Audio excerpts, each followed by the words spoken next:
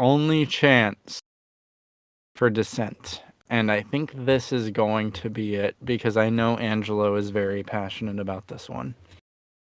So we are at the most valuable player. We didn't do executive of the year because who cares? Who cares? I would give it to Danny Ainge. I would give it to Danny Ainge. Just on the record, it's Danny Ainge. MVP, most valuable player. I am going to say it's Nikola Jokic.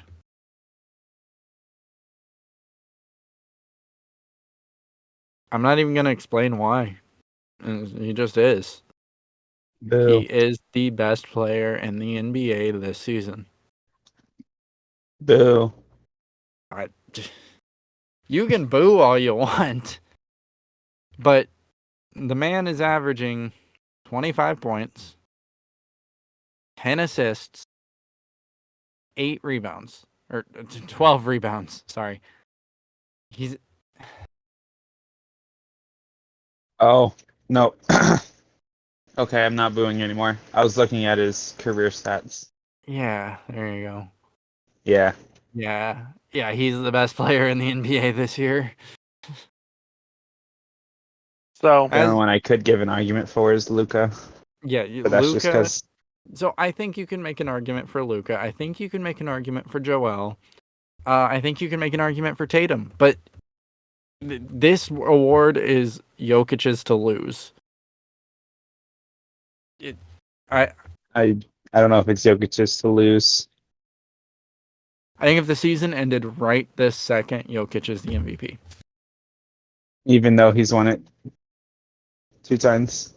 Yeah, I don't think that. I think if anything, the fact that he has won it 2 times increases his odds this season. Because look, the NBA is trying to become, I mean, I don't want to say trying to become more of a global game because it already is a global game. It's trying to become more of a global game. What speaks to foreign leagues and foreign players and foreign fans more than the face of the MVP trophy 3 years in a row being a European? It makes sense from a storytelling standpoint and from a statistical standpoint. Jokic is the best player in the league this season.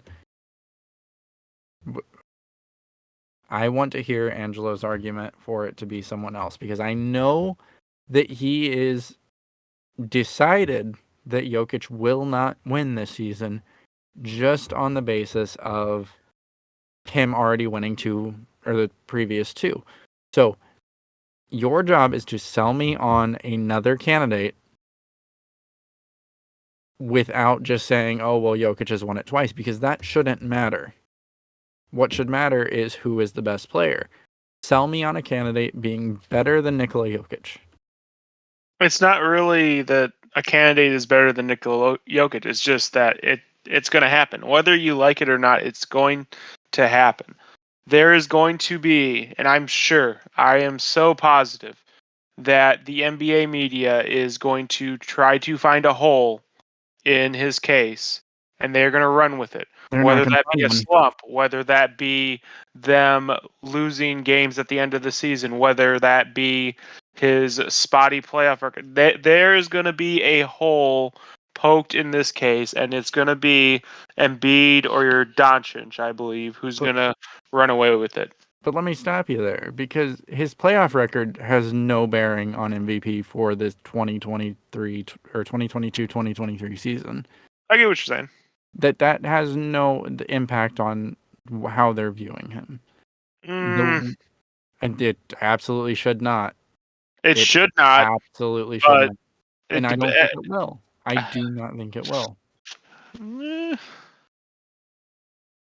I think that his case is so solidified just in statistics. Now, could he go on a slump? Abso-freaking-lutely. He could bottom out and his stats fall. But right now, that's not what we're talking about. We're talking about if the season ended today, he's winning MVP. And I'm telling you, the season isn't ending today, and something is absolutely going to happen. But that people We're are going not. to run with. No, we are Even not if it's talking. flimsy, I guarantee you, even if it's flimsy, But they Angelo, are going to run with it. we're not talking I about think that. Angelo missed the assignment. Angelo, that's what I was about to say. The point of our list is if the season ended today. I don't care about the fact that he could go on a slump. Embiid and Jokic or Embiid and Luka could go on slumps worse than him. But we're not playing a game of could and would and should. We're playing a game of if it ended today, he is the MVP. I still don't think they'd vote for him. You would be wrong. I'm just saying. Do you want to wager on Jokic finishing for MVP right now? I'll give it to you. What are we betting? What do you want? I don't know. You're the one approaching me with a bet. Hey, I'm just asking. What do you want? We'll figure that out off air. Because Okay. I'm just telling you, like, I've never been more sure of an MVP candidate in my life. In your life? In my That's life. bold. Okay. Okay. I have the bet then. Okay. So He's averaging a triple double, and it's not forced. It is a natural triple double. He's not like having his teammates box out so he can get rebounds. He's not passing up open layups to get assists. Looking at you, Russ. Nice. He's not going for fast break dunks at the end of a game when a 20-point blowout. Looking at you, Russ. This is an organic triple double. He's shooting the ball incredibly efficiently. He's shooting at the best he's shot in his entire career. So, ladies and gentlemen of the audience, or of the future audience, I am now going to give you the start of a future show. You are welcome. The bet is whoever is wrong will start that next podcast. The first thing that person says who is wrong is I was wrong, and then they will make their case for why either Jokic won MVP and should have won MVP, or he didn't win MVP and he deserved not to. We will have to talk about this off air because I'm not sure what you're talking about or how you're saying that. Okay. So he's shooting 40% from three, Angelo. Do you know that? Did you know he's shooting 40% from three? Great, man. Do you know he's shooting 63% from the field? He's efficient. He's getting the rebounds. He's getting the assists. He's making his team better. If you want to say there's going to be voter fatigue, I'll give that to you. I think there will be voter fatigue. I just don't think there will be enough voter fatigue to write this man out. I'm just going to interject here. I don't think the 40% from three really matters. He's only averaging 2 3-point attempts per game. Yeah, but it's still 40%. Well, okay, one person can make 1 3-point and they're shooting 100%. Do they get MVP nod for that? No, but 2 points or 2 attempts per game over, was it 55 games at this point? Yeah, that's 40 out of 100. Ish. His true shooting 70%. Like, I don't just. This is the second highest PER he's had. He's leading the league in PER. Again, PER is the metric we use to judge who a quality NBA player is. Like, that's the litmus test, and he's leading the league right now. He's 32 or 31.9 on PER. You can't make this argument. He has the highest assist percentage in the NBA. He has the highest offensive win share and win share in the NBA. He has the highest opponent box minus or offensive box plus minus in the NBA. He has the highest defensive box plus minus on the NBA. Do you know what that means? He has the highest blocks plus minus in the NBA. He has the highest defensive rebound percentage in the NBA. He has the highest true shooting percentage in the NBA.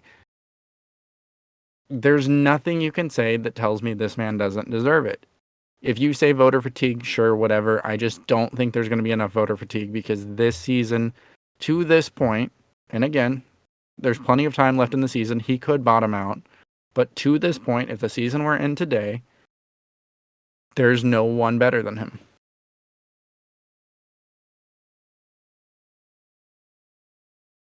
Do you disagree? I don't know. I get what you're saying, but I'm still Team Luka. Well, you're... For the record, he's Team Luka because he's a homer.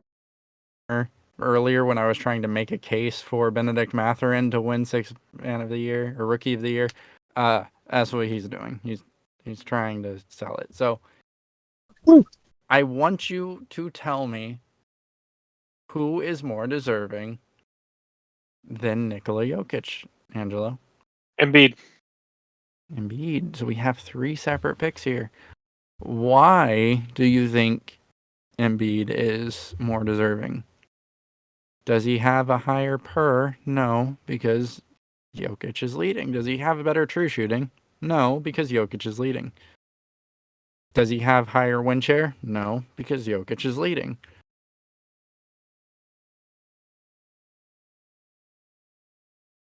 Oh, he's also, for the record, just I didn't read this one off. Jokic is also leading the league in value over replacement player, which isn't like necessarily that important, but it is interesting. What is that metric? Real quick. So it's basically, the easiest way to explain it would be like, so if I was in the game, right, and then Angelo subbed into the game for me, like the value you're getting from me is so much more than you're getting from Angelo. That's value over a replacement player. This definitely isn't 2K we're talking about.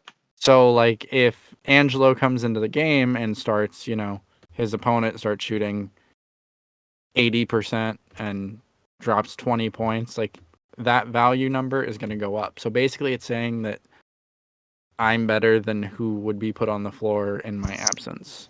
So it's a very subjective metric because it's